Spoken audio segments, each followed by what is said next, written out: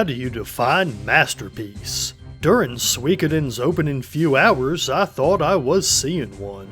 Right away, the snappiness of the controls when running around marked this as an evolution over the SNES tales of old. Some, like the Phantasy Star games, gave you a bit more control, but in Suikoden you've got high precision, helped by a nice feature that automatically bumps you along jagged walls so you don't get stuck. We're on the PlayStation now, baby, and having not played many PS1 RPGs, I try to put myself back in the mindset I had when first making the leap to 3D, and appreciate how this great genre handled the transition. Suikoden, as you can see, chose to keep things 2D and use the powerful new hardware to make everything goddamn beautiful. Easily the best looking 2D RPG I've played. The level of detail here makes it seem like those are 3D models running around, even though I know they're sprites. But even more than the visuals, the music is what brought the word masterpiece to my mind. Suikoden blasts you with greatness from the beginning, where the title track hypes you up for what's gotta be an epic quest. The battle theme's low-key prog genius, with all kinds of crazy counter melodies and polyrhythms and weird stuff going on when you listen close. I love that kind of thing. On the other hand, the victory theme sounds so classic, so traditional JRPG that I could swear I've heard it before, yet doubt that's the case. I won't go through every track, but the PS1's CD sound quality gave the composers the freedom to go nuts, and all with live instruments. Not just an orchestra either. Occasionally they'll slide in acoustic guitars that fit perfectly with the game's medieval-esque high fantasy setting. Soaked with crystal clear quality, this OST reaches the top echelon for JRPGs. It's a shame I don't have any original hardware to hear it on. I settled for the PS1 Classic version on PS3. Before I go on, consider leaving a like and subscribing. Both really help the channel reach new RPG fans, and it makes me feel good. Anyway, only an adventure truly grand in scale could have lived up to that banger of a title theme, and well, Suikoden pulls that off. The story is loosely based on the 14th or 15th century Chinese novel Water Margin, which the game's title Suikoden literally means in Japanese. As it happens, I enjoy old Chinese novels, but I haven't read any from that far back yet, so this was all new to me.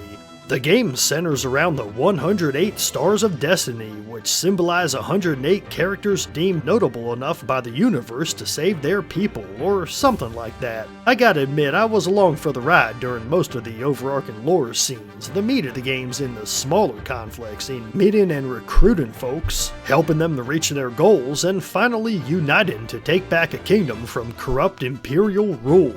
You play as the son of a general of said empire, just starting out as a member of the army.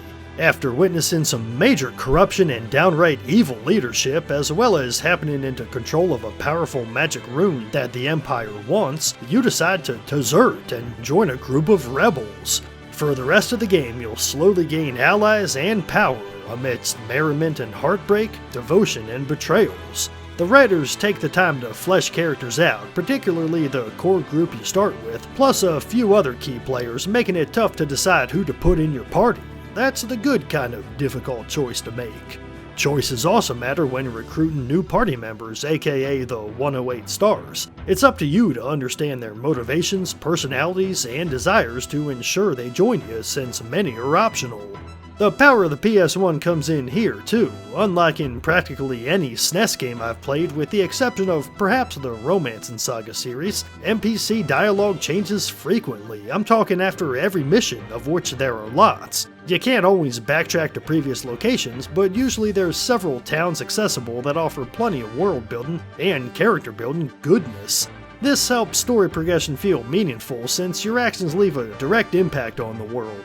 People move around, your headquarters changes over time, and whole conversations with ordinary NPCs open up after even minor plot points. I love when RPGs let you reap what you sow, so to speak, when you put in the effort of talking to everyone.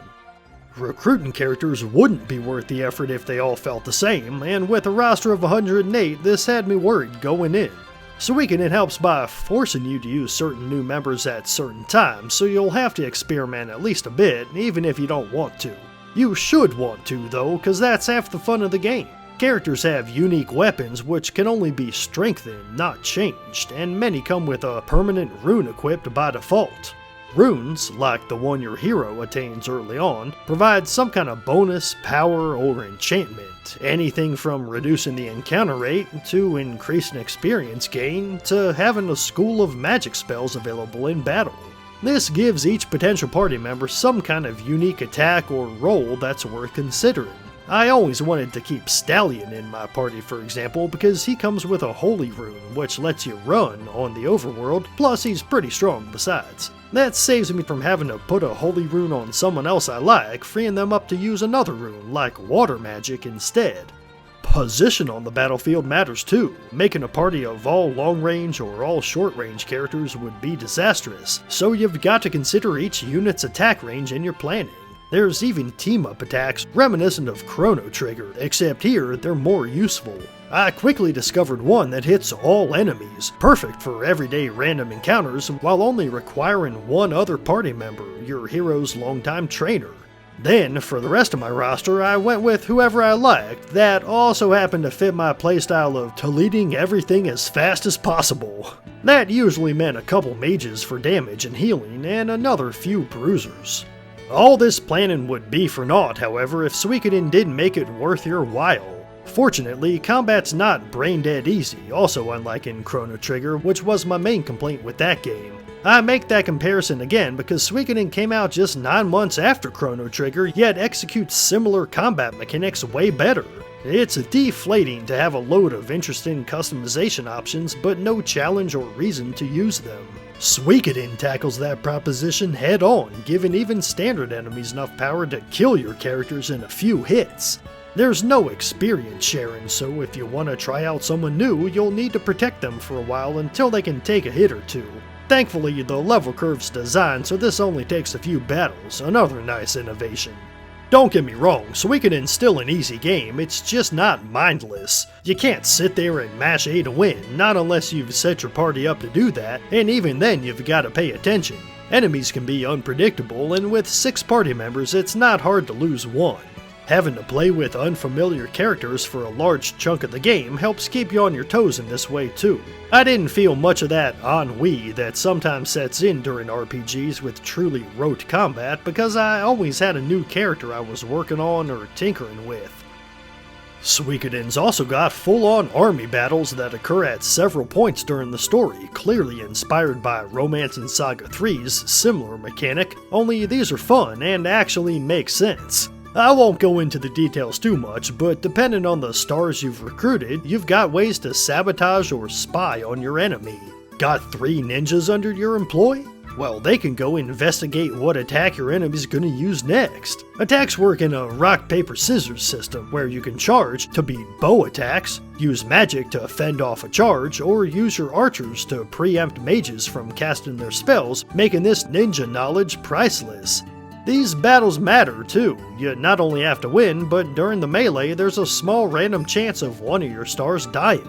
That's pretty annoying and means a reset for me since otherwise they're permanently gone. If you're a go-with-the-flow kind of player, you might love this, but I want complete control, baby. Ain't no way I'm letting my main mage Luke die. What I like most about these battles though is how they add to both the grandness and intimacy of the adventure. You're not just hearing about the big story battles off screen, you're playing them, and they're presented in a realistic way for this fantasy world. You may only have a few thousand men, for example, but that makes sense when you've also got magic. Touches like this are the stuff of masterpieces. So much work must have gone into what's overall a minor part of gameplay, yet it was worth it. Army battles offer a crucial change of pace from the normal missions and manage to be fun while integrating the stars you've recruited in a clever way. The game's early tone and writing remind me a lot of Final Fantasy V. The dragons help too, but Suikoden's also got some edge. You're absolutely playing as the hero, and he's as heroic as they come, but that doesn't mean a story has to play by the numbers and tell a typical hero's journey. The hero's happy to associate with all kinds of less savory individuals to get closer to his goal, and the right thing to do isn't always clear. Most story scenes require you to make some kind of choice, I'm talking like in Mass Effect, and while most of them don't ultimately matter, some do, and there's heavy consequences. The PS1 brings a lot to the table, yet doesn't solve all the early clunkiness of JRPGs, not yet anyway. Remember, Suikoden came out very early in the PlayStation's lifespan. Make no bones about it, this game's inventory management is nightmarish. See, being forced to use various characters for the bulk of the game also has its downsides. Your units must carry plenty of healing herbs as well as their armor and key items, and Suikoden makes swapping all this between inventories painfully slow. Yet it's essential due to how expensive armor is. You simply won't have enough cash to equip everyone with the best stuff, leaving you no choice but to sit there and move everything manually.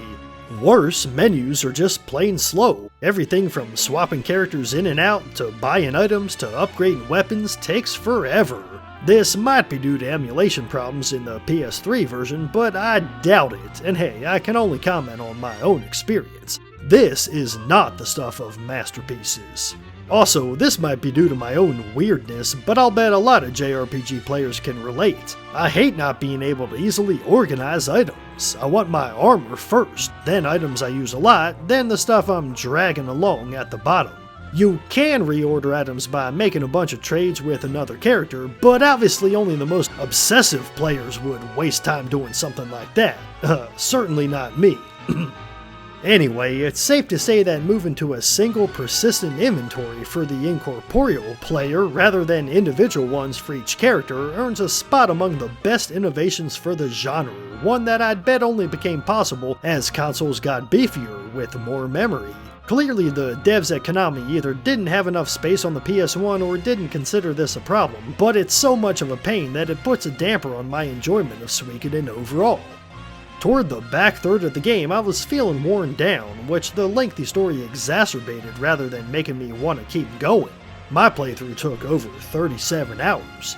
I'm hesitant to say the story sputters out, cause that's not true, but it gets close. I don't know, maybe the plot's long in the tooth, or maybe I burnt myself out, but I was ready for it to be over by the end.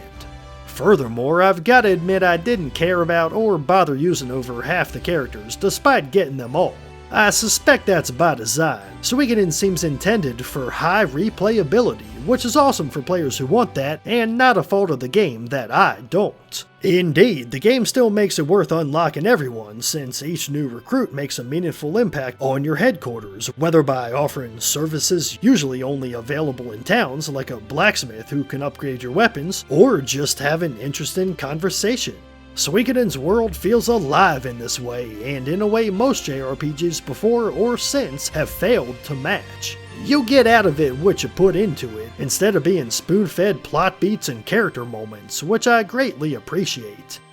In the end, I can't define a masterpiece, but I know one when I see one. Suikoden is not a masterpiece, its flaws hold it back too much for that, but it's worth finding out for yourself why, at times, I thought it might be. Thanks for watching. I've been Leon from RPG Haven. Leave a like for that algorithm, subscribe for more videos on RPGs, let me know your thoughts on Suikoden in the comments, and have a blessed day.